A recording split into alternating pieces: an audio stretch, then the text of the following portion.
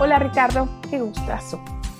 Igualmente. Estábamos chismeando ahorita antes, pero también antes de ahorita llevo ya un buen tiempo sentado en mi mesa de cocina / estudio de podcast, porque un muy buen amigo, Álvaro Sánchez, después de como 5 años que le dije que debería empezar a hacer un proyecto él también, al final ya dijo que sí, está haciendo pruebas porque quiere hacer un podcast sobre la conexión entre China y México. Álvaro, Oh, wow. Álvaro fue de la primera generación de los que estudiaban en el Instituto Confucio en Mérida. El Ok. Instituto Confucio, con la Alianza Francesa, pero organizada por el gobierno de China, abrió cursos en asociación con la UADY, la Universidad Autónoma de Yucatán, en el 2007, creo, algo así. Y empezó y eran pocos Ujú. estudiantes y salió la convocatoria por una beca para ir a estudiar chino. Y normalmente la beca está destinada para niveles más arriba, pero pues, como estaba empezando Ok. la escuela en Mérida, pues no había, o sea, no te pueden decir, tienes que ser de nivel tal, ¿no? Porque no, o sea, solo había nivel uno y Ya. 2. Entonces, Álvaro, después de su primer año en universidad, creo que a los 18, 19 años, durante creo que su primer semestre de carrera, ve esto, aplica, le dicen que es una beca a todo pagado y él piensa que no es Wow. cierto. Y le dicen que sí, y ahí se fue con como 18, 19 años en el 2008 a pasar un año ¿Se fue solo completo. o se fue con un grupo de estudiantes? Se fue ¿Se un fue solo? grupo, se fue un Ok. grupo. Ahora ha ido cambiando un poco el programa, pero igual antes de que empezara mi programa de maestría en Singapur, yo también estudié en el Ujú. Instituto Confucio, fui a un programa pero de verano, igual con el Instituto Confucio, Ya. igual una beca, eh, en la que era para como consolidar estudios del idioma, ¿no?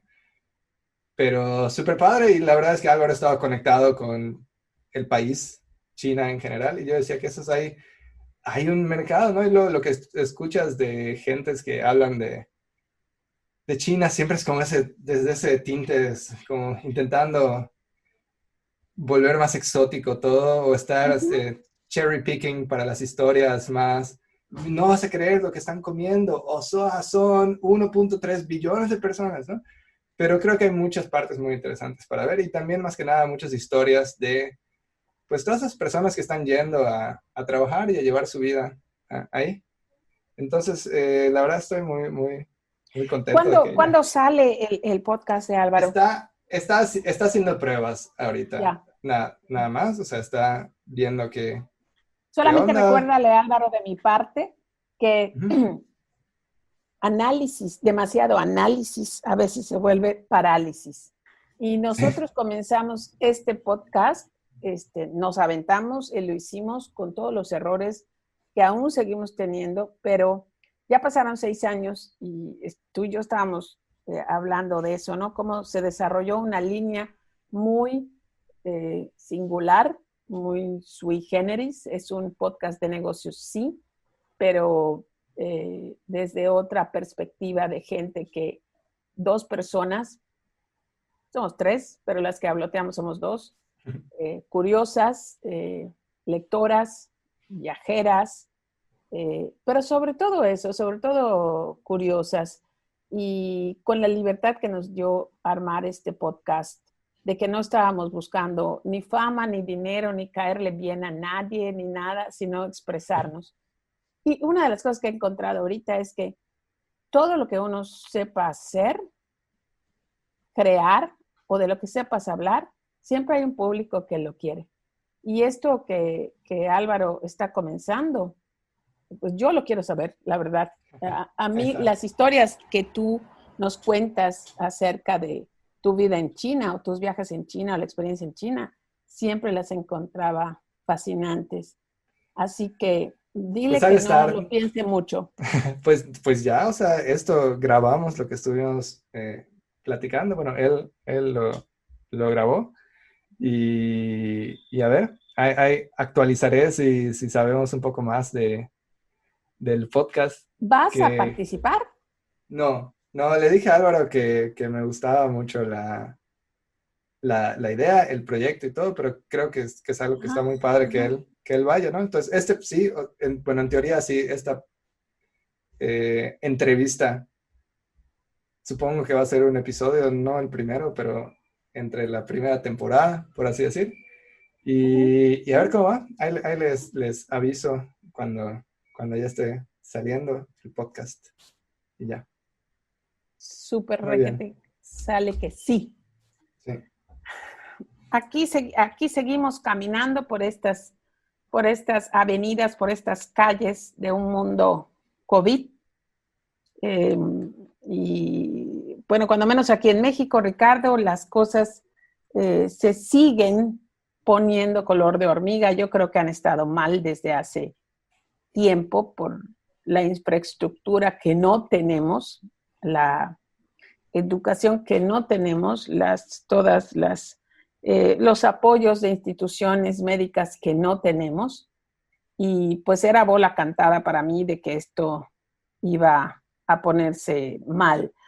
Creo que lo único que le resta a los mexicanos y a la humanidad en general es la responsabilidad personal de empezar a ver, digo, a cuidarse, ya dejar de esperar que, que esto pase rápido. Creo que eso es lo que nos está matando. Tú me recomendaste un libro extraordinario que apenas hoy comencé a escuchar, que se llama Buenos Ancestros. Ujú. Tú que eres tan chévere, ¿te acuerdas del autor? Roman Krishnarik. ¿De dónde es él? Es inglés con padres croatas, creo, algo así. Hay como origen Balcán. Pero Ya. está en su página, puedes hacer clic y hay un archivo de audio que es nada más él diciendo su nombre. Qué divino. Creo que todos le mandaban y le preguntaban, por eso escribe, ¿Cómo creo, demonios? Knaric, creo que Schnarik. Entonces dice, sí, como, pero él dice, es cómo se lee.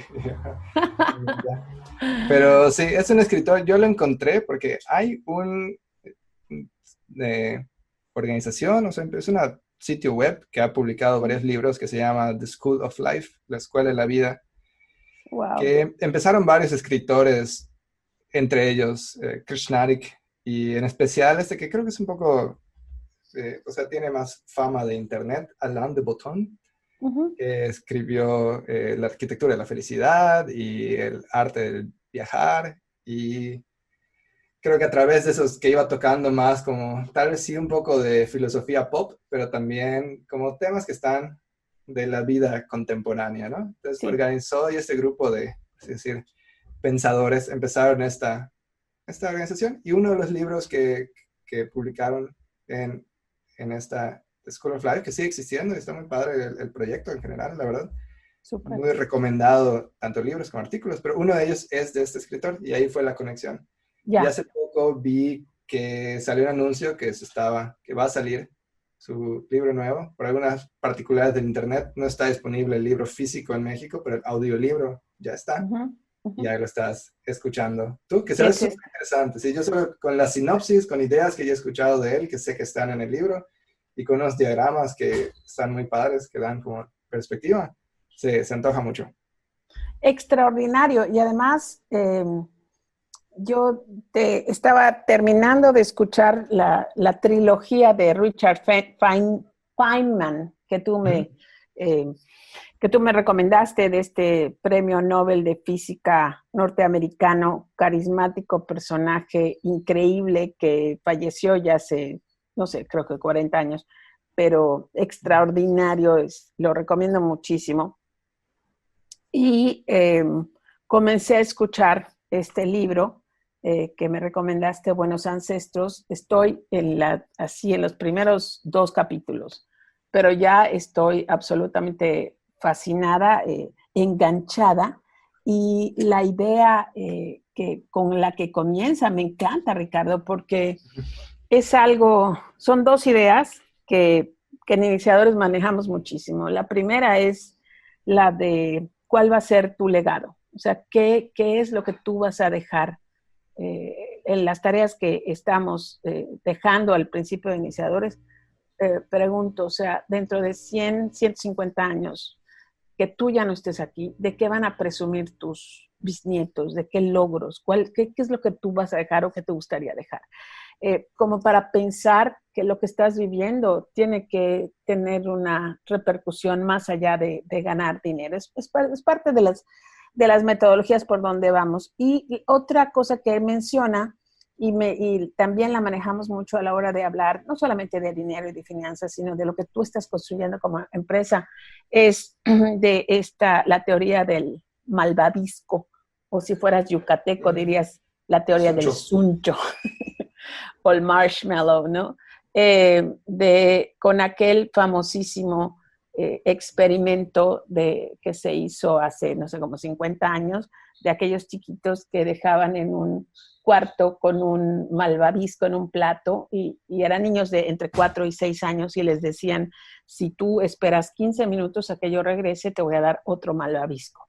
Y como 2/3 partes de estos niños no se aguantan y quieren la gratificación instantánea, y una tercera parte, que es la parte que los científicos siguen estudiando, estos niños los van siguiendo y ven que son niños que logran éxito, crear fortunas, tener influencia, etcétera. La gente que sabe esperar. Y esto es de lo que habla este autor al principio, o sea, todo ahorita nos hemos dado en la torre porque todo lo queremos inmediatamente. Ya no hay eso de construir, de tener, y sé que hay, todavía va a hablar de eso, ¿no? Pero del pensamiento tipo catedral. O sea, las catedrales que me imagino que se está hablando de esas catedrales que de repente tú ves en México, en Europa o en otros países, que sabes que se comenzaron en un año y se terminaron 800 años después. Pero la gente no estaba esperando, ay, no estaba diciendo, ay, ¿para qué comienzo si de todas maneras no voy a ver que se termine? Que es una cosa muy de ahorita, ¿no? Sí. Y dice que hay que comenzar a desarrollar eso porque menciona a este autor Gilbert, que es otro que me encantó, que escribió Tropezándose con la felicidad, Uh-huh. que dice que somos seres, somos mamíferos, que somos los únicos que somos capaces de proyectar hacia el futuro, qué es lo que va a ser en el futuro, pero al mismo tiempo podemos pensar qué es lo que podemos construir hacia adelante, pero al mismo tiempo queremos las cosas ya, queremos las cosas inmediatamente. O sea, las inversiones, las construcciones, lo que hacemos es para tener satisfacción inmediata. Y esto nos está matando como especie, porque entonces no podemos ver peligros terribles como el calentamiento global como una amenaza real, porque como que no está así inmediata. Uh-huh. Y tenemos que empezar a cambiar estas maneras de pensar y volvernos los ancestros buenos, generosos, cuidadosos para las generaciones que van a venir en 100, 200 años. Sí, Fascinante libro, súper recomendado. Muchas gracias qué bueno. por recomendármelo. Ahí hablaremos un poco más cuando ya lo hayas terminado de leer y escuchar. Uh-huh. A mí me llama mucho, es el concepto de los proyectos catedral. Me llama mucho porque, y me gustaría entender por qué, o sea, cuáles son cómo lo plantea, Uh-huh. porque sí es la parte de los proyectos a largo plazo que se van a terminar después, o sea, duran más que una vida, Uh-huh. que se concluya el proyecto, pero también me llama mucho que, excepto la Sagrada Familia, Uh-huh. no pensamos en el arquitecto o en el constructor o en la persona, ¿no? Y me Uh-huh. gustaría toca ese punto en particular, que se me hace súper interesante, ¿no? O sea, sí empezar un proyecto muy grande y sí dejar un legado, pero no, o sea, no es yo, Ricardo Ancona, estoy dejando un legado que después van a decir, esto es Ricardo, nos dejó esto, ¿no? Uh-huh. Esto es un legado que nos está dejando Uh-huh. el colectivo ancestral, ¿no? Y quiero, o sea, por eso fue uno de los puntos que más me llamó la dirección que estaba tomando la idea en general, Sí. y también está en la lista de para ahí Sí, revisar. habla como colectivo, no habla como individual. O sea, me Ujú, llamó la atención que, que pensara eso. Lo que pasa es que, fíjate, yo pienso que parte del problema, en particular de México, estoy muy contenta de estar aquí en la protección que me da el Internet para que no me estén tirando de piedras por lo que voy a decir, pero uno de los problemas que yo encuentro es esta cosa que, por ejemplo, para hablar del mexicano, ¿no? El mexicano tiene esta cosa de voy a construir este bien y esta fondo de riqueza y esta casa y este patrimonio esta cosa, para mi familia, ¿sí? Entonces, nos vuelve unas personas, no sé si en todo el mundo exista esto, creo que no. Yo me acuerdo que mi maestro de matemáticas de primero y secundaria nos enseñó que los alemanes habían avanzado porque los alemanes trabajaban para hacerle la vida cómoda y próspera al que venía detrás. Y el mexicano trabaja para hacérselo próspero y cómodo a su hijo, ¿sí? ujú, Entonces, como que no se extiende ese espectro de bienestar o de comunidad o de estar viendo qué le falta a los otros y cómo todos podemos contribuir, como que está muy obtusa esa mirada hacia el futuro, no sé cómo se pudiera expandir. Es una de las cosas que ha estado dando vueltas en mi cabeza últimamente, sobre todo con lo que está pasando en el mundo y sí, está pasando en mi país, cómo todo el mundo tiene una mirada miope de lo que es más cercano para mí, mi familia, pero no están pensando en el bien común. En general, no pensamos en lo que va a pasar con los demás. Está muy angosto el espectro de lo que nosotros estamos viendo. Si alguien necesita entender, comprender y ejercitar qué ser un buen ancestro, yo siento que somos nosotros los mexicanos, o sea, expandir que las medidas y las decisiones y las acciones que tomemos ahorita pueden repercutir en un país mejor.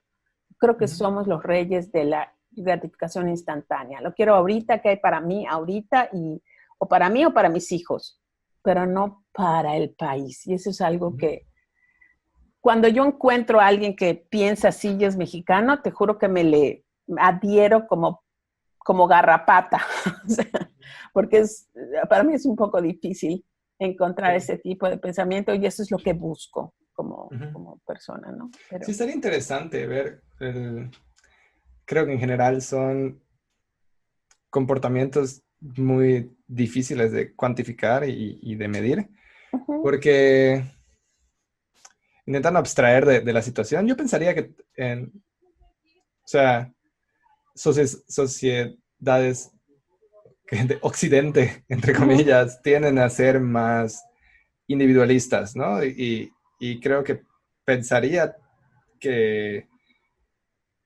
tal vez Estados Unidos, Inglaterra, es más esa visión de no tanto para los de atrás o los de que vienen después, sino para uno mismo, ¿no? Y tal vez pensaría que en México al menos está esta idea de el núcleo familiar como una unidad, ¿no? Pero la verdad es que no, no le he dado muchas vueltas a esa idea.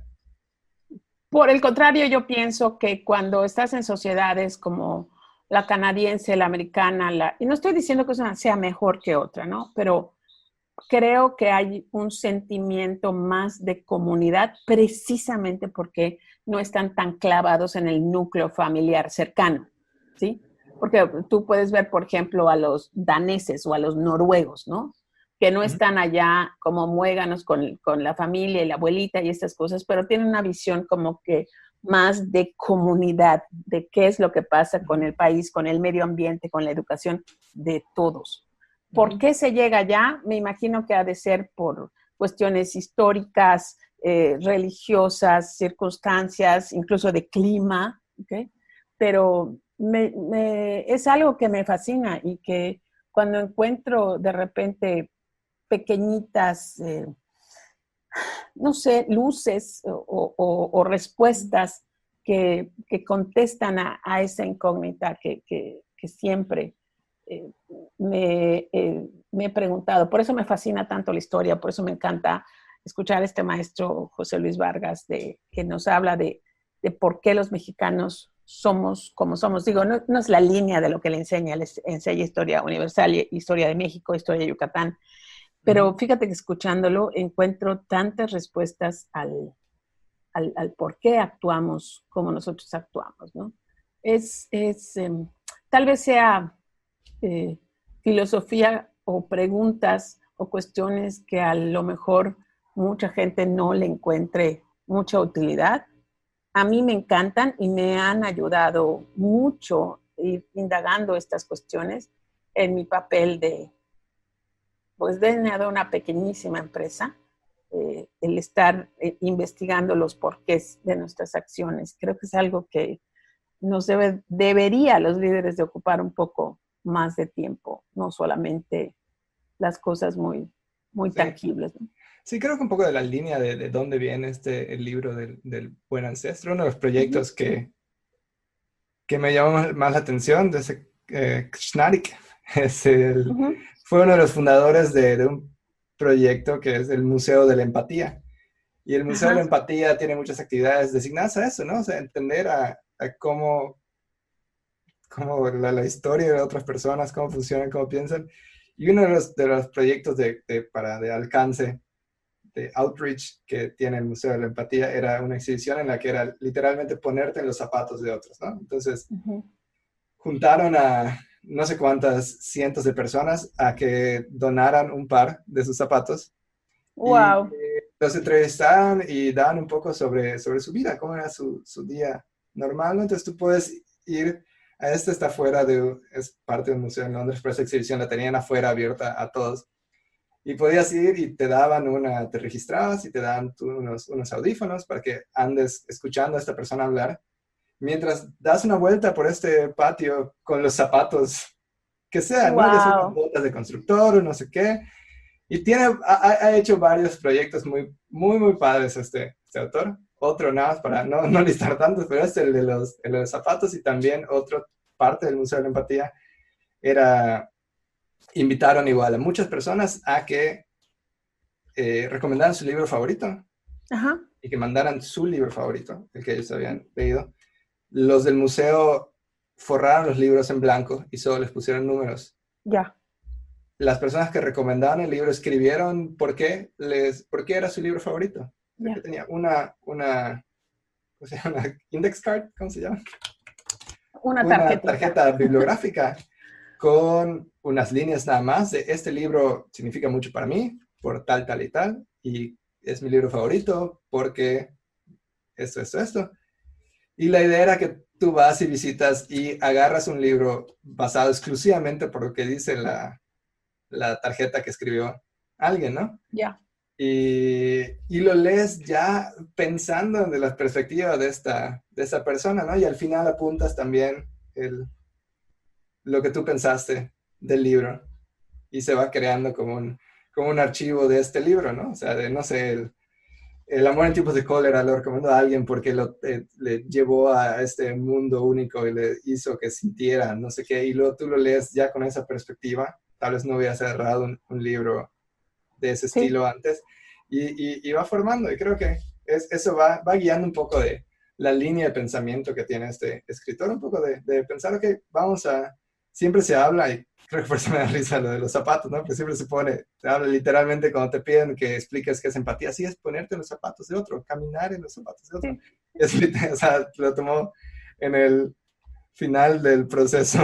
Exactamente. Lo que me cae bien de ti es que siempre me estás presentando, introduciendo personajes que yo tal vez no encontraría por mi cuenta. Y este autor es uno de ellos, porque precisamente lo que habla muy al principio del libro es del poder de las ideas. Y te dan los ejemplos de cómo pensamientos e ideas han marcado el rumbo de la humanidad.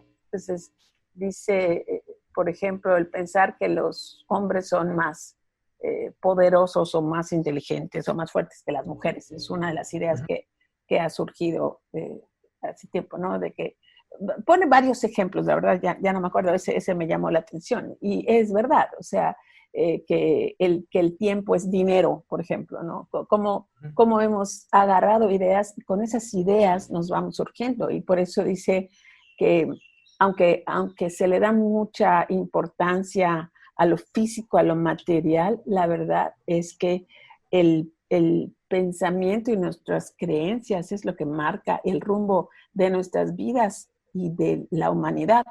No sé, ahorita no tengo el dato de quién dijo, lo han dicho varios, ¿no? Eres lo que piensas. Nuestras creencias nos mueven, o sea, en todos los aspectos, ¿no? Si yo voy a entrar en contacto con una persona que pienso, me han dicho o me han influenciado de que es absolutamente lo máximo, yo voy a entrar de una manera. Y si alguien me ha prejuiciado con él y diciendo, es un mentecato, desgraciado, esto, igual yo me voy a aproximar de otra manera, ¿no? No es eso lo que el fondo del... Sí es porque dice que va a hablar de varias ideas de cómo cambiamos, pero las ideas son importantísimas y esto se ve que es un tipo que está en una onda que a mí me gusta muchísimo y te prometo que voy a leer más acerca de esos experimentos. El del libro ya lo había escuchado, es probable que lo haya escuchado de ti. El de los zapatos no, ya me picaste la atención y lo voy a hacer.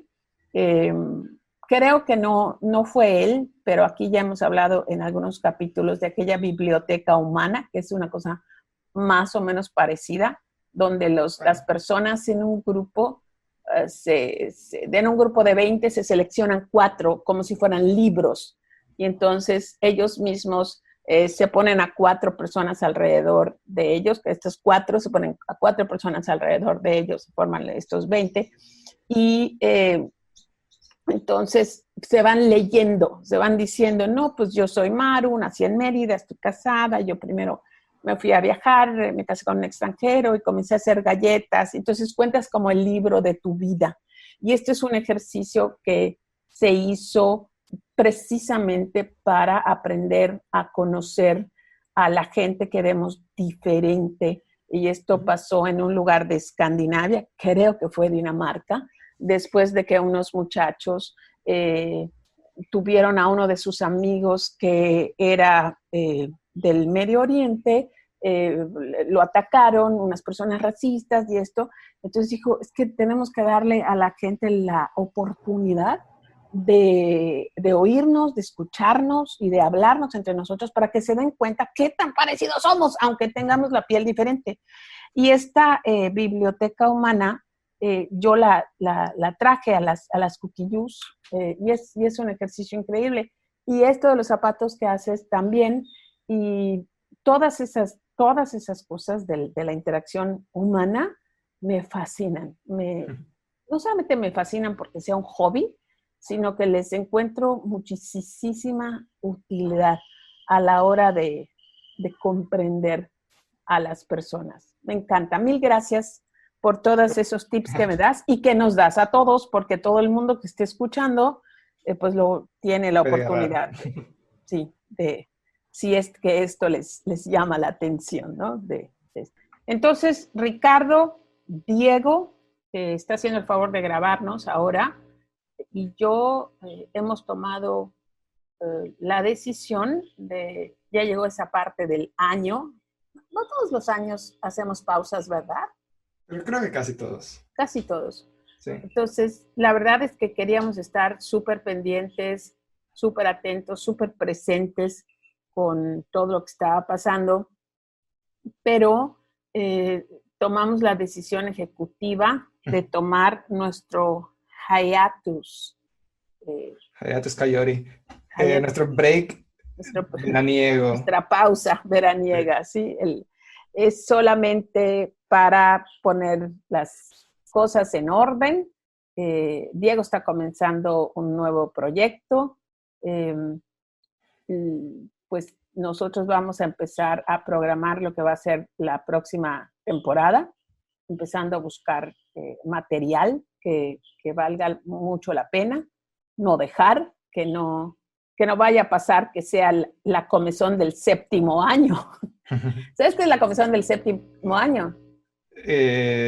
Sí, y sé que hay una película sobre eso. Cuando empieza Matrimonio, a ¿no? fallar el matrimonio, sí, Sí. porque ya como que te aburres, ya no es excitante, ya no es esto, y no queremos que nos pase. Entonces, vamos nosotros a prepararnos muy bien y hemos escogido una serie de 4 capítulos, que son las 4 semanas que nosotros nos vamos a tomar a partir de la siguiente semana, de 4 invitados extraordinarios que hemos tenido aquí en Padrecito Empresarial.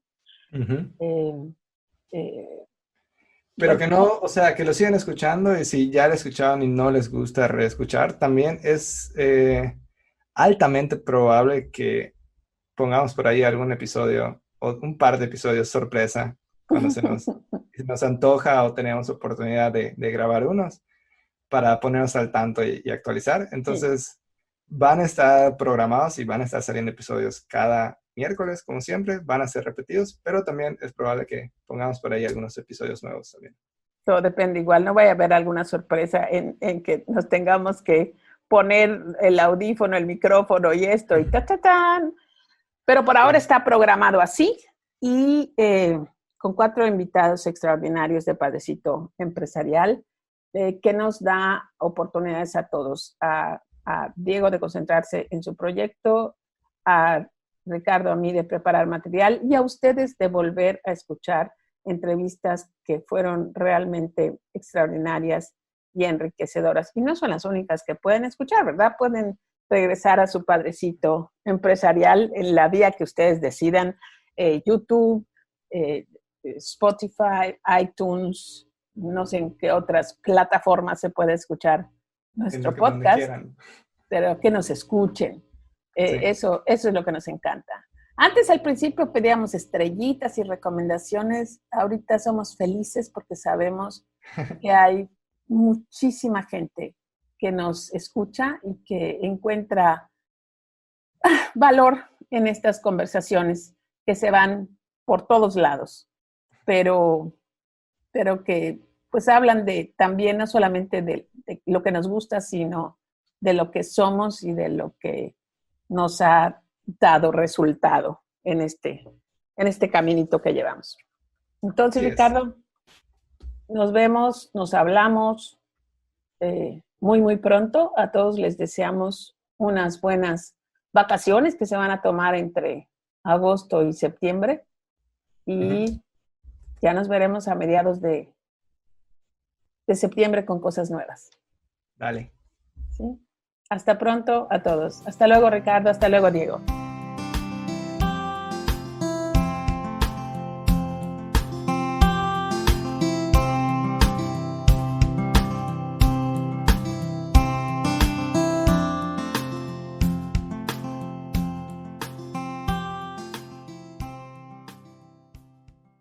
Este fue un podcast de 42 Broadcast Network, producido por Diego Escalante y Ricardo Ancona. Más información en 42bn.com.